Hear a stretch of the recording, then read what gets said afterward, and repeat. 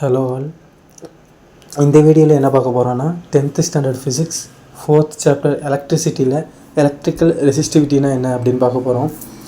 First resistivity கண்டுபிடிக்கிறதுக்கு நம்ம resistance வச்சு நம்ம ரெசிஸ்டிவிட்டி சொல்லலாம். ரெசிஸ்டன்ஸ்னால் என்ன நமக்கு தெரியும்ல, எதெல்லாம் கரண்ட் அப்போஸ் பண்ணுதோ அதெல்லாம் ரெசிஸ்டன்ஸ்னு சொல்லுவோமா. ஸோ ஃபஸ்ட்டு அந்த ரெசிஸ்டன்ஸோட ரிலேஷன் பார்க்கலாம். இப்போ எனி கண்டக்டர், ஒரு கண்டக்டர் நம்ம எக்ஸாம்பிளாக வயர் எடுத்துக்கலாம். இப்போ ஒரு வயர் இருக்குதுன்னு வச்சுக்கலாம். அந்த வயரில் ரெசிஸ்டன்ஸ் அதிகமாகுதா இல்லையாங்கிறது எதை பொறுத்து இருக்குன்னா அதோட லென்த்தை பொறுத்து இருக்குது. ஃபஸ்ட்டு இப்போ சப்போஸ் இது ஒரு வயர், நான் இப்போ ட்ராப் பண்ணியிருக்கிறது ஒரு வயரு, இன்னொரு வயர் இவ்வளோ பெருசாக இருக்குது. ஈவன் ரெண்டோட ஏரியா ஆஃப் கிராஸ் செக்ஷன் சேம்னு வச்சுக்கலாம். ஆனால் அதோட லென்த்து வேரி ஆகுது இல்லையா. லென்த்துனா அதோட நீளம் அது வேரி ஆகுது இல்லையா.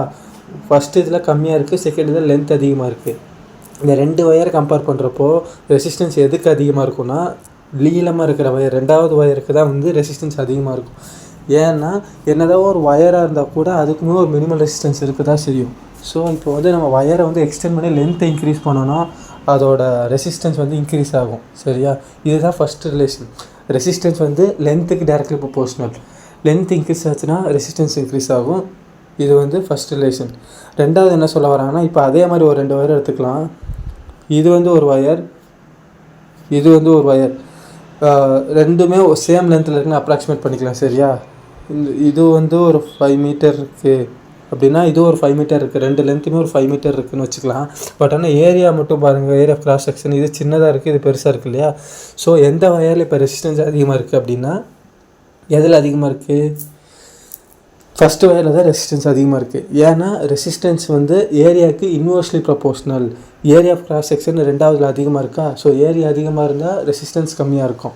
ஃபஸ்ட்டு இதில் ஏரியா கம்மியாக இருக்குது. ஸோ ஏரியா கம்மியாக இருந்தால் ரெசிஸ்டன்ஸ் அதிகமாக இருக்கும். இதுதான் ரெசிஸ்டன்ஸோட ரிலேஷன். ஸோ ஃபஸ்ட்டு இந்த ஈக்குவேஷன் என்ன சொல்ல வராங்கன்னா, ஆர் லென்த் அதிகமாச்சுன்னா ரெசிஸ்டன்ஸ் அதிகமாகும்ல. அதில் R directly proportional to length and inversely proportional to area. இது ஃபஸ்ட்டு ரிலேஷன். இப்போ இந்த ரெண்டு ரிலேஷனை மெர்ஜ் பண்ணுறப்போ என்ன ஆகும்னா, R directly proportional to L and inversely proportional ஏன்னா ஒரே ஈக்குவேஷனை மெர்ஜ் பண்ணிட்டாங்க. ஸோ இப்போ ப்ரொபோர்ஷனல் ரிமூவ் பண்ணுறதுக்கு ஒரு கான்ஸ்டன்ட் ஆட் பண்ணுவோம்ல. ஸோ அந்த ப்ரொபோர்ஷனாலிட்டி கான்ஸ்டன்ட் தான் ரோ அப்படின்னா என்னென்னா specific resistance of a material. Specific resistance அப்படின்னா என்ன? இப்போ நம்ம இப்போ வயர் எடுத்துக்கிட்டோம்ல, வயருக்குன்னு ஒரு ரெசிஸ்டன்ஸ் இருக்கும். அதே மாதிரி நம்ம எந்தெந்த கண்டக்டர் எடுத்துக்கிறோமோ அதே மாதிரி ஒவ்வொரு மெட்டீரியலுக்கும் ஒவ்வொரு ரெசிஸ்டிவிட்டி இருக்கும். ஸோ அந்தந்த மெட்டீரியலை பற்றி சொல்கிற ரெசிஸ்டிவிட்டியை தான் ஸ்பெசிஃபிக் ரெசிஸ்டிவிட்டி ஆஃப் தி மெட்டீரியல்னு சொல்லுவோம். ஸோ நமக்கு ரெசிஸ்டிவிட்டி தானே வேணும். அப்போ ரோ ஈக்குவல் டு ரீஅரேஞ்ச் பண்ணால் என்ன ஆகும்? ரோ ஈக்குவல் டு RA/L, அவ்வளோதான். ஸோ இப்போ எப்போ ரெசிஸ்டிவிட்டி ரெசிஸ்டன்ஸ்க்கு ஈக்குவலாக இருக்கும் அப்படின்னா, ரெசிஸ்டிவிட்டி வேறு ரெசிஸ்டன்ஸ் வேறு இல்லையா. ஸோ எப்போ ரெசிஸ்டிவிட்டி ரெசிஸ்டன்ஸ்க்கு ஈக்குவலாக இருக்கணும்னா, area of cross section 1 metre square இருக்குது, அதே மாதிரி லென்த் 1 மீட்டர் இருக்குது அப்படின்னா அதோட ஈக்குவேஷன் சப்ஸ்டிட் பண்ணுறப்போ என்ன, ரோ ஈக்குவல் டு R வருமா.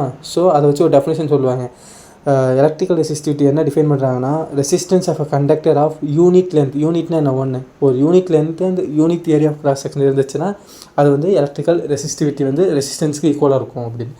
ஸோ அதோட யூனிட் என்ன? ஓம் மீட்டர். எப்படி ஓம் வந்துச்சு? ஆரோட யூனிட் என்ன? இந்த ஈக்குவேஷன் பாருங்கள். ஆரோட யூனிட் என்ன? ஓமா. அப்புறம் ஏவோட யூனிட் மீட்டர் ஸ்கொயர், எல்லோட யூனிட் மீட்டர். கீழே ஒரு மீட்டர் இருக்குது, மீட்டர் ஸ்கொயர். மீட்டர் கேன்சல் பண்ணுறப்போ மீட்டர் ஏறும். ஸோ அது யூனிட் என்ன? ஆருக்கு ஓம் மிச்சம் இருக்குது. அதே மாதிரி மேலே ஒரு எம்எம் கேன்சல் போக ஒரு எம் இருக்குது. ஸோ ஓம் மீட்டர் தான் அதோட யூனிட். ஓகேவா? Okay, thank you.